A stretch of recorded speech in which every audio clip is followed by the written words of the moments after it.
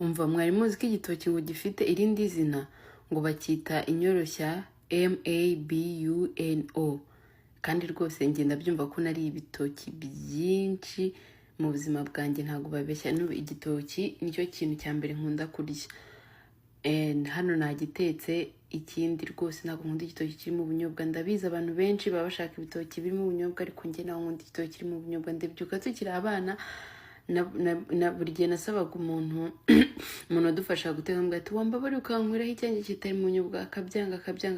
Ubu rero narakuze, mfite uburenganzira bwo gukora icyo nshaka no kuri igitoki uburyo mbishakamo.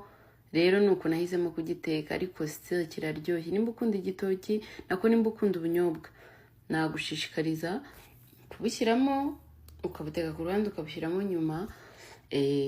Noneho ntuzabe nkanjye kandi ngo wibagirwe gushyiramo garlic. It's very important. Ngewe garlic mba numva nyine ituma ibiryo biryoha cyane kurushaho. N'iki cyari kiryoshye pe, I can assure cyari kiryoshye, ariko ka garlic noneho kari kubijyana ku yindi level. Igitoki cyanjye mpitamo kugitogosa ku ruhande kugira ngo ninyishyiramo hano kitaza, nimba ndi kuvanga kitaza gukatika nyine.